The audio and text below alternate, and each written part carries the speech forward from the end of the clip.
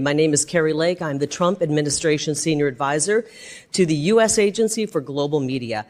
Before I get started, Mr. Chairman, I'd like to let you know this opening statement that I'll be delivering is a shortened version of a longer version that I have submitted to you earlier and would love to be put into the congressional record. Last December, President-elect Donald Trump called me and asked if I would help reform U.S. Agency for Global Media and the Voice of America, and I said yes. I was honored and eager to help these institutions tell America's story to the world. But within days in my role as senior advisor, it became increasingly clear that reform was nearly impossible. The agency was incompetent and mismanaged and deeply corrupt, politically biased, and frankly, a serious threat to our national security. USAGM oversees VOA, Office of Cuba Broadcasting, and grantees like Radio Free Asia, Radio Free Europe, Middle East Broadcasting Network, Open Technology Fund, and Frontline Media Fund, all of which are 100% funded by the hardworking American people. Over the past 15 to 20 years, the agency has become a significant national security risk. They hire a shockingly high number of foreign nationals, and they conduct subpar security vetting, so bad that top intelligence agencies revoked this agency's ability to do even the most basic background checks. So many of USAGM's hires come from countries hostile to the United States. Over the decade from 2010 to 2020, Office of Personnel Management and the Office of the Director of National Intelligence repeatedly flagged severe security failures, but U.S. AGM leadership ignored them. They continued to grant journalists and technicians, many from foreign nations, high-level security access based on falsified documents and incomplete background checks, phony names, phony social security numbers. Even after corrective actions were taken in the final months of the Trump administration, these safeguards were reversed by the incoming Biden administration. The scale of the problem is staggering. During the first Trump administration, the political appointees led by CEO Michael Pack got to work fixing it. And they discovered that out of 150 people who were hired during that time period when they weren't doing appropriate vetting, 500 of them were still out there and they could not find them. They went back and re-vetted everybody, but 500 had gone missing. They could not be located for further screening. Foreign employees with social security numbers that are fake and fake names given top secret access now missing. That keeps me up at night. My team is working to track them down. Our new security director is working to try to turn this agency around and make it where it's safer. It's a vast problem that we've uncovered.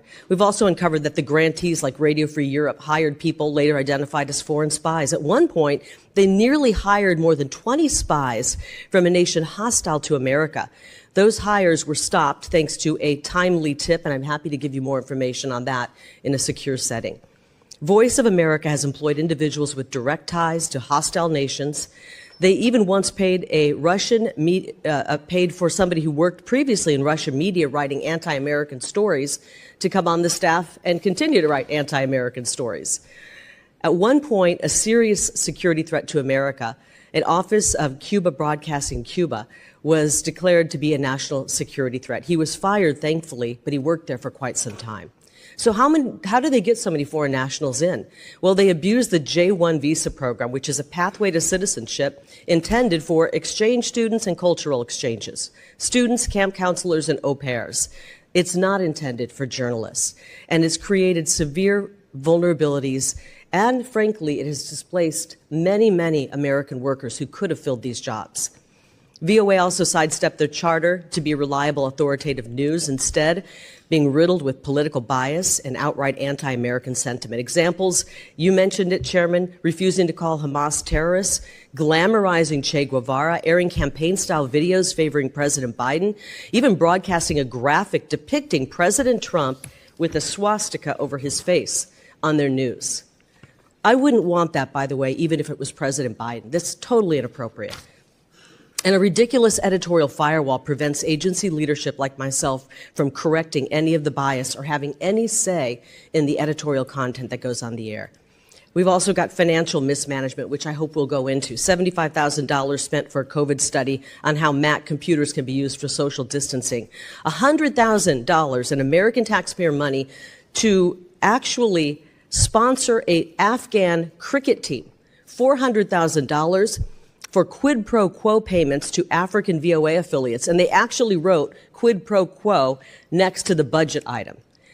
$825,000 for a New York music show and $6 million contract for consulting advice that was never even implemented. I told these stories to people, and many times they say, wow, this place sounds like a crime scene. And I frankly have just learned that it is indeed a crime scene. We've learned that there is an active investigation going on at VOA for a series of threatening phone calls that have been coming out going after one of your colleagues, a sitting member of Congress, with years' worth of threatening phone calls. And they've discovered that those phone calls were coming from inside the Voice of America. This place is rotten. It's rotten to the core. President Trump has asked me to go in and help clean it up. And he's also issued an executive order to reduce this agency down to its mandate, to what is mandated, statutorily required. That's exactly what I'm doing. I don't care if they attack me. We're going to make it right for the American taxpayers. And with that, I'm happy to answer any of your questions.